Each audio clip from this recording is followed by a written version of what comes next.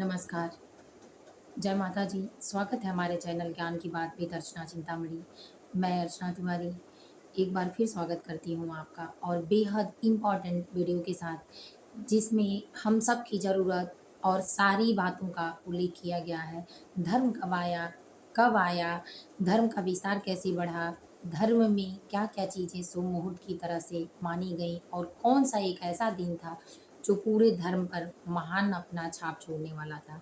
और उसी धार्मिक प्रक्रिया में उसी दिन से कौन-सा ऐसा दिन था, ऐसा मुहूर्त था, समय था, जिस समय से भगवान का दर्शन या धर्म में सबकी आस्थाएँ जागनी शुरू हुईं और कौन-सा ऐसा दिन है शास्त्र के हिसाब से कि जिसमें थोड़ा भी अगर दान दक्षिणा कोई करता है या कोई अच्छा कर्म करता है, तो वो पुण्य उसका आजीवन कभी नष्ट नहीं होता और जन्म-जन्मांतर तक अपने पुण्य को एकत्रित कर लेता है, हर जन्म के लिए।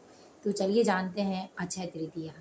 अक्षय तृतीया एक ऐसा व्रत त्योहार है कि जिस दिन इतना महान-महान काम हुआ कि जिसको सुनकर आप भी हैरान होंगे।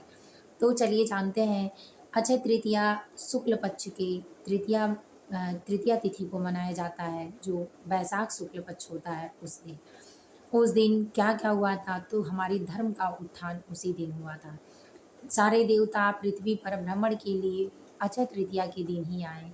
अक्षय तृतीया के दिन ही पूरे सालों-साल बंद कपाट बद्रीनाथ जी का खुलता है। उसी दिन भगवान का दर्शन मिलता है बद्रीनाथ का। और वृंदावन में जो बांके बिहारी जी हैं, उनके चरणों के दर्शन भी अक्षय तृतीया के दिन होते हैं। भगवान परशुराम का जन्मोत्सव या जन्म उसी दिन हुआ था।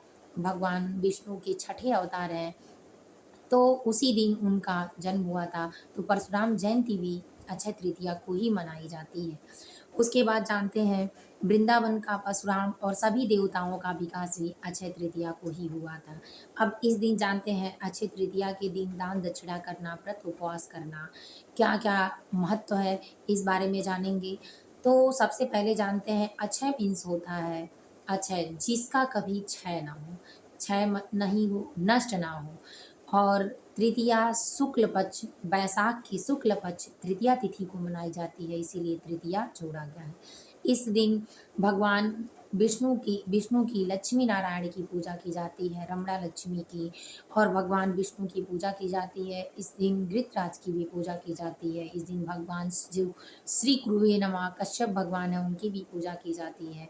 माता लक्ष्मी का और विष्णु भगवान का विशेष रूप से पूजा किया जाता है।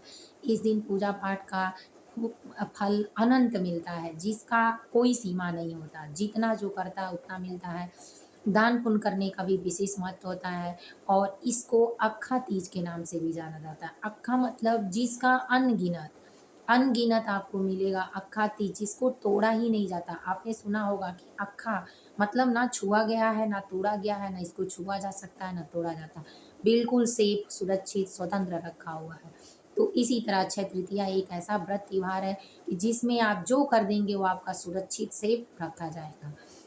अब जानते हैं अक्षय तृतीया किस दिन को मनाया जाएगा।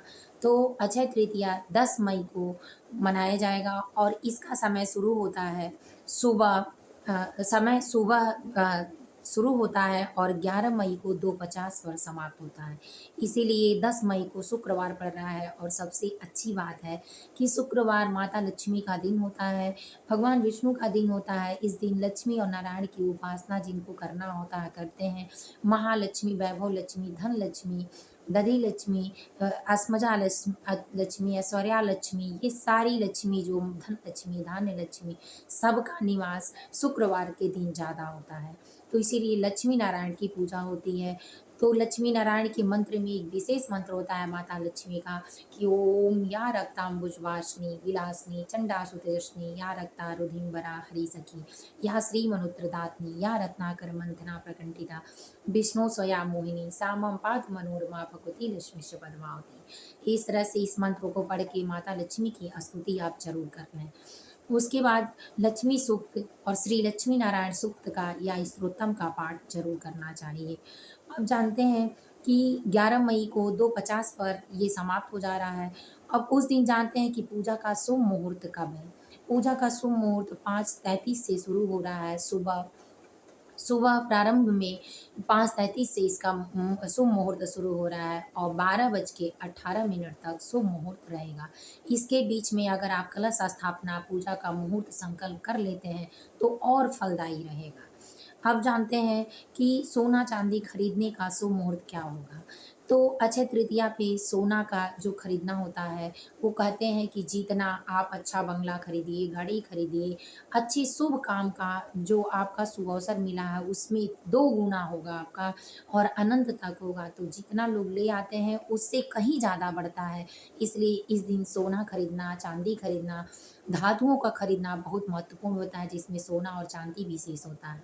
तो एक बात का याद रखें कि राहु काल में बिल्कुल ना खरीदें। वैसे तो अक्षय तृतीया का दिन शुभ दिन होता है और इस दिन बिना पंचांग देखे भी आप सारे कामों को कर सकते हैं।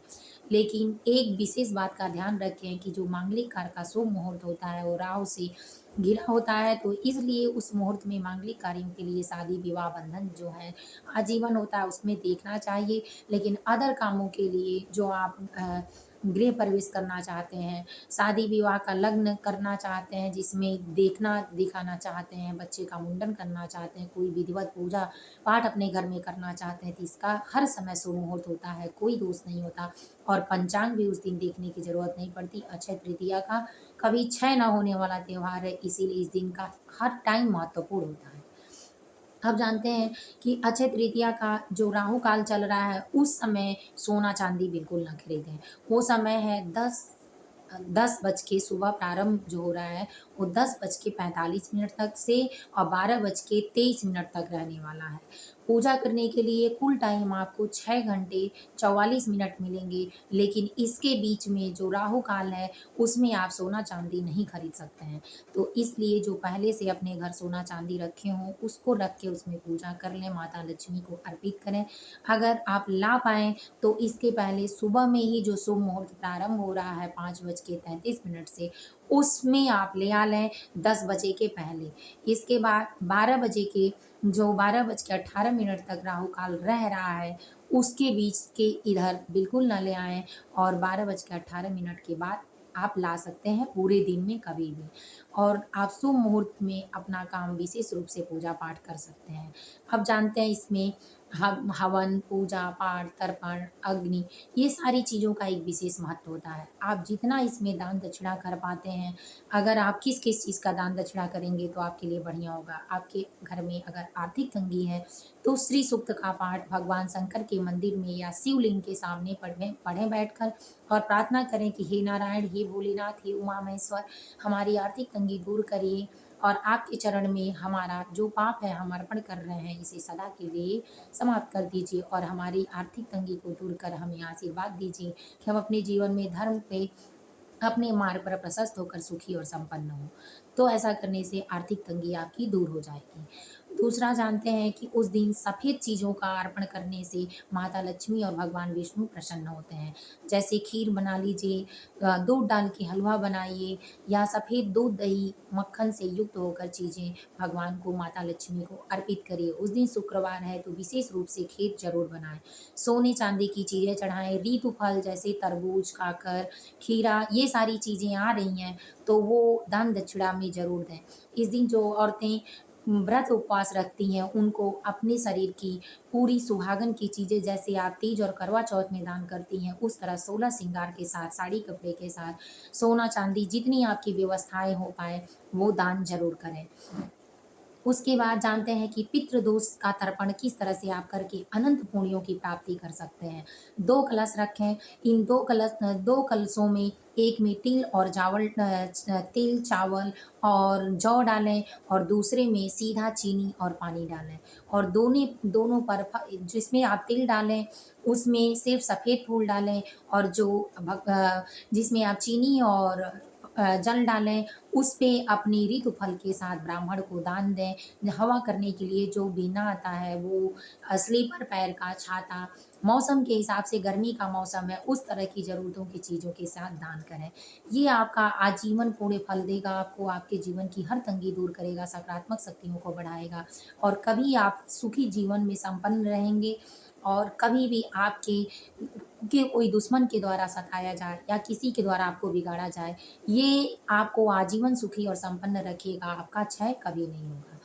तो इन बातों का विशेष रूप से ध्यान रखें। अक्षय तृतीया पर अब जिसके पास पैसे नहीं हैं, मजबूर हैं, महँगाई के कारण या परिवार के कारण अगर सोना-चांदी नहीं ला पाते हैं, तो एक विशेष उपाय करें। इसमें आप चने का दाल पीला होता है, जौ पीला होता है, धनिया पीला होता है, इसको आप माता लक्ष्मी को लाके अर्पित करें। आप अगर जितना लाएँगे उतना सब सोने के भाव का हो जाएगा और सारा सोना ही माना जाएगा। इसलिए आप ये भी कर सकते हैं विशेष उपाय को। वीडियो को लाइक करें, सब्सक्राइब करें, शेयर करें और सभी लोगों तक पहुंचना चाहिए। इसलिए मेरा आप लोगों से आग्रह है कि लाइक करें और शेयर ज़रूर करें। चैनल को ऐसे बहुत सारे ज्ञान अक्षय तृतीया पर भी देखने के लिए सब्सक्राइब ज़रूर कर लें। जय माता जी, जय महालक्ष्मी, हर हर महादेव।